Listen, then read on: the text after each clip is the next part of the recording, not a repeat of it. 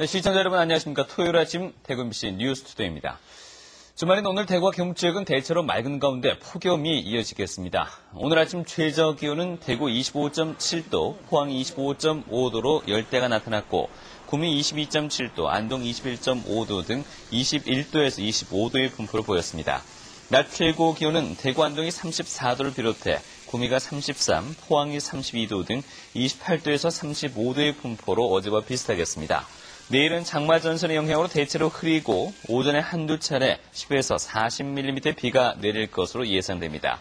대구 기상대는 내일 흐리고 비가 오면서 낮 기온이 낮아져 현재 대구와 경산 등 17개 시군에 내려져 있는 폭염특보도 일부 조정되거나 해제될 것으로 내다봤습니다. 올해 마늘 가격이 지난해보다 폭락해서 농민들이 울상입니다. 경북 영천의 마늘 재배 농민들이 이 농협의 수매가에 크게 반발하고 있습니다. 박재영 기자가 보도합니다. 마늘 재배 농가의 창고에 수확한 마늘이 한가득 쌓여 있습니다. 지난해 1kg에 3,000원 선에 거래되던 것이 올해는 2,000원도 못 받게 되자 그대로 쌓아놓은 겁니다. 지난해 재고가 아직 많이 남아있는 데다 소비 부진과 수입 증가 등의 이유로 생산비도 못 건지게 됐다며 울상을 짓고 있습니다. 최하가 2,700~800원 줘야 우리 농민들도 농협 빚도 좀 갚고 먹고 살 수 있는 그런 시점에 와가 있습니다. 농민들은 농협에 대해서도 불만을 터뜨리고 있습니다. 농협 측이 정부가 책정한 수매 가격 2,300원보다 턱없이 낮은 1,900원의 마늘을 수매하려고 한다며 거세게 반발하고 있습니다. 원래 마늘 가격 하락에 따른 농협의 입장이라든가 이런 거는 농가를 생각하는 것이 아니라 농민을 죽이는 농협이라고 저는 생각을 가지고 있습니다. 농협 측은 현재 시장 가격이 낮게 형성돼 있는 상황에서 수매가를 높이는 것이 쉽지 않다며 가격 협의를 더할 것이라고 밝혔습니다.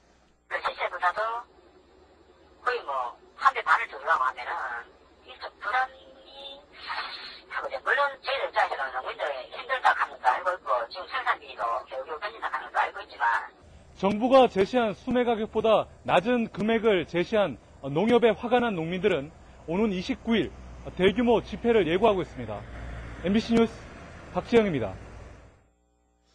홀로 사는 노인들이 급증하고 있습니다. 경주시의 경우 10세대 가운데 1세대가 독거노인 세대인 것으로 나타났습니다. 김병찬 기자입니다. 농촌의 전형적인 자연불악인 경주의 한 마을. 211세대 가운데 41세대가 노인이 혼자 사는 독거노인 세대입니다.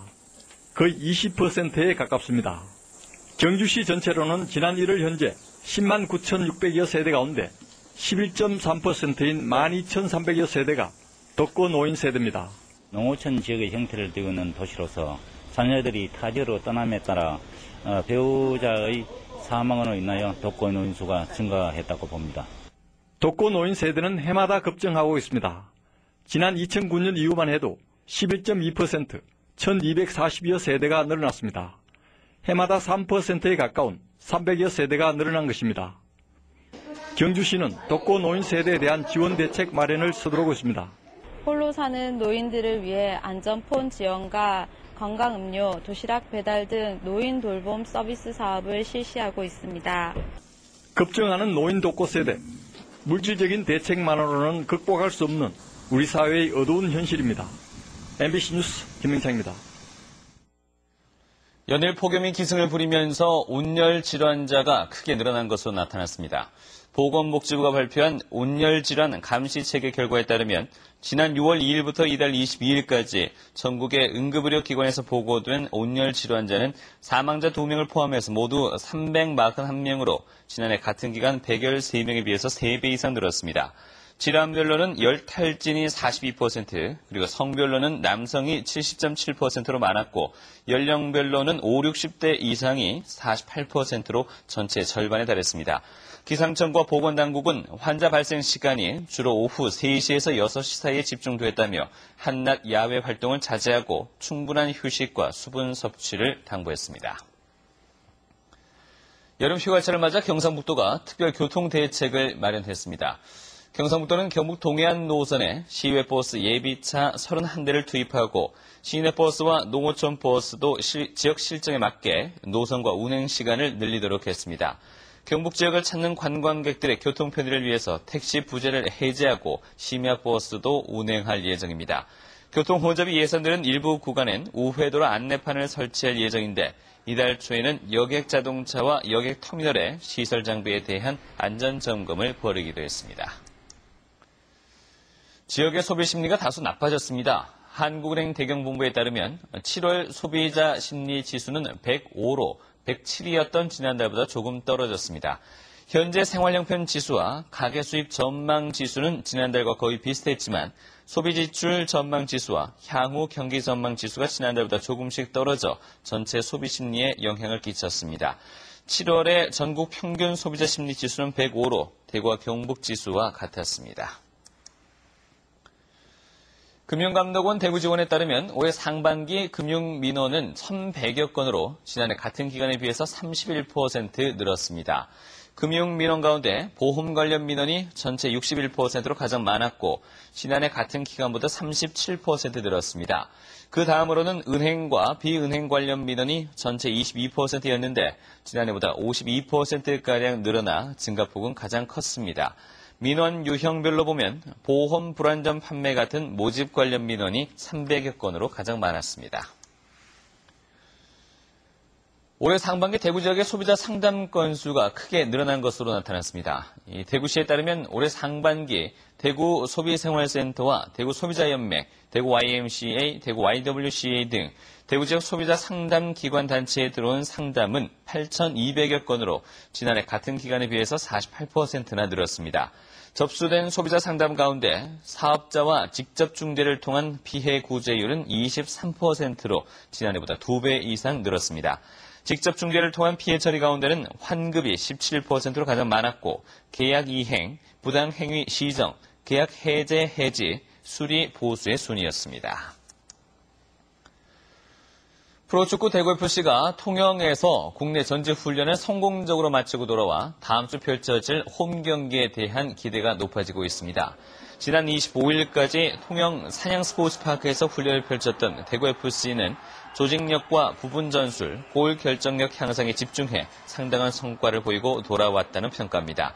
어제 하루 휴식일을 가진 대구FC 선수단은 오늘부터 훈련을 재개하는 가운데 오는 31일 대구 스타디움에서 전북을 상대로 20라운드 경기를 펼칠 예정입니다. 경북 테크노파크가 상해시 플라스틱 공정기술학회와 한중 양국 플라스틱 관련 기업의 교류를 통해 동반 성장을 하겠다는 내용의 업무 협약을 체결했습니다. 이에 따라 양 기관은 장기적이고 체계적인 상호 교류 시스템을 구축해 양국 기업 간 기술 교류와 기술 투자, 기술 교육 등 다양한 영역에서 교류와 협력을 진행하기로 했습니다.